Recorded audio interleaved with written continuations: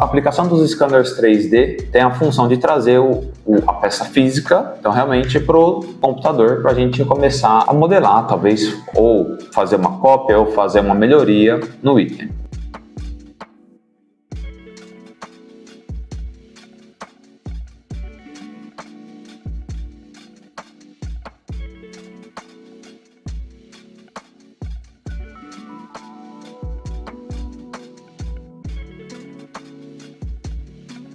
Então, eu sou o Thiago, eu sou diretor de serviços, cuido da parte, então, desde o atendimento ao cliente até a execução e a entrega do serviço. Nós começamos, então, a maioria do time trabalhava na General Motors, aqui em São Caetano, e nascemos na parte da metrologia, do departamento de metrologia, e lá nasceu essa curiosidade pela parte do escaneamento 3D.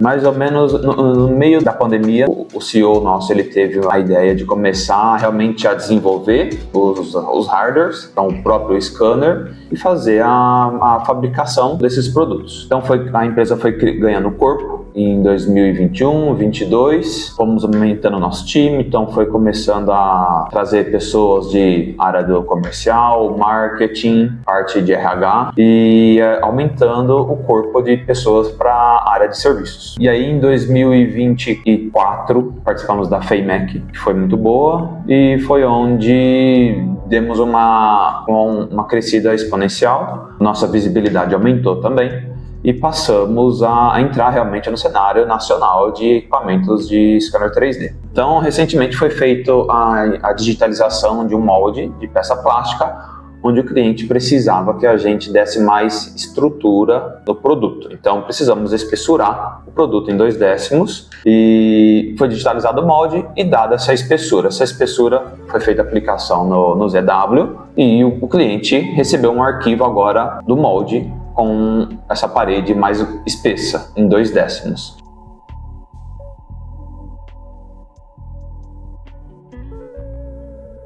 No passado nós tínhamos um ponto que a gente sempre considerava, que eram os valores que nós pagávamos pelo software, valores anuais, não era um software vitalício. Então buscamos uma solução mais acessível. Encontramos o pessoal do ZW, que ofereceram e deram suporte para a gente, fizeram a demonstração. E um medo que a gente tinha era de perder todo o histórico de arquivos que nós tínhamos até hoje nessa migração de software. E o ZW tem esse recurso de abrir as extensões PRT, que eram todos os nossos arquivos antes do ZW. Abriu com tranquilidade, o acesso aos arquivos é fácil, sem nenhum problema. Além realmente da questão dos valores que o ZW entrega de baixo custo. Então, além do software do ZW ser mais econômico, ele também é um software vitalício, é realmente o que a gente estava buscando no mercado.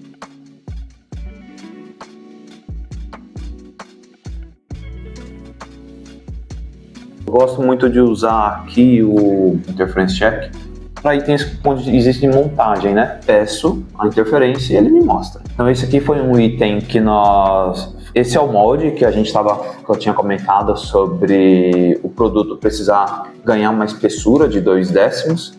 Então foi digitalizado o molde, as colunas guias, o item em si, o produto em si, é checar se ele tem ângulo de saída. Então aqui mesmo eu já valido se o item tem o ângulo de saída correto ou não, checando aqui pelo display que mostra se está saindo de topo ou de fundo realmente o produto.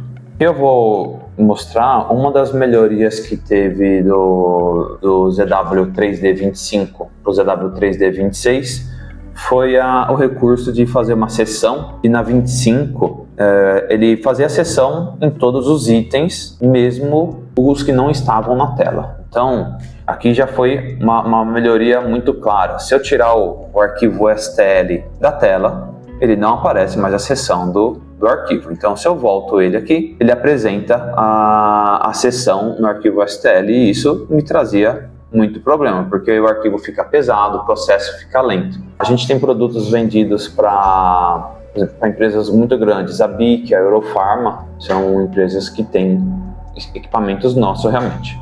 Aí a questão de serviços aí aumenta um pouco mais.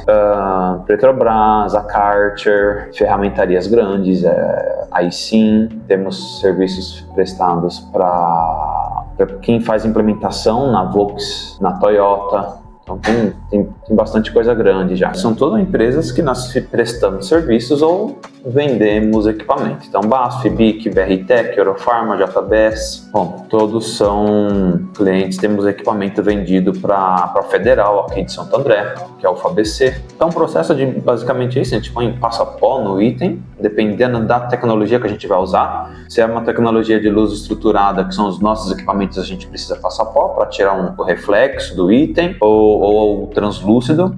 Se é tecnologia laser, que são uma outra linha que a gente tem aí, nossa importadora, os equipamentos não precisam de passar pó no item, então é sem pó mesmo. Então, como nessa atualização que teve da versão 2025 para 2026 do ZW 3D, um item muito importante para mim, que eu uso com frequência, é fazer uma sessão. Como eu trabalho com arquivo STL, são arquivos pesados e demorava muito para carregar. Mesmo eu não estando com o arquivo STL na tela, então com o arquivo blanqueado, ele trazia uma sessão nesse arquivo STL. Agora não, agora se eu blanqueio o arquivo, ele não aparece a sessão. Se eu trago ele de volta, aí sim ele vai fazer a sessão nesse arquivo STL. Então, essa foi uma melhoria muito significativa para mim da atualização do 2026. Outro recurso que a gente costuma usar bastante aqui por exemplo, é o cálculo de massa. Então, aqui como exemplo, eu vou botar o padrão, o que já vem no ZW, né? Que é o do alumínio. Então ele tem lá 2,7 e ele faz o cálculo da massa dessa cavidade. Então, aproximadamente 21 quilos é algo que a gente usa bastante, além do recurso e quando a gente faz o assembly, a gente usa também bastante o recurso do BOM, que é o Build of Material, para fazer realmente o levantamento de todos os itens, quantidade e assim por diante. Nós temos usado muitíssimo forte realmente a parte do sheet metal também. Toda questão de flange, que esse a gente não tinha lá no outro software, e aqui faz com maestria realmente. Não sou eu que uso, o Júnior que usa, mas quando ele entendeu como funciona, ele chamou a gente correndo lá para mostrar como que usava, o quanto realmente a gente ganhava de tempo, ao invés de ficar modelando uma base, uma horizontal, um sólido vertical. O próprio software já tem os recursos, é só a gente ir setando. Nós vimos lá e realmente ficamos de boca aberta o quanto ele traz de recurso. Olha lá, todas são maneiras de, entre aspas, desdobrar a flange. Olha lá, legal. E aí ele escolhe onde a gente define o ponto de dobra onde a gente quer fazer a flange. Então aqui tem em algumas aplicações a gente chama de sangria, então é um alívio realmente para fazer o corte da chapa.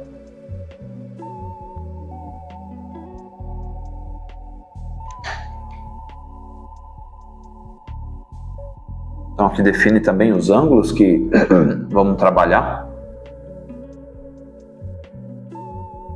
Esse foi algo que a gente realmente ganhou tempo, que a gente tem usado bastante, tem trazido bastante economia de tempo para a nossa aplicação. Então, na questão do CAD/CAM, a gente usa aqui, e um ponto super importante é a economia de cliques que a gente tem, né? A otimização de cliques. Como a gente trabalha o dia inteiro, se eu economizar 10 cliques por processo no final do dia, ou no final do mês ou do ano, a gente ganha bastante tempo.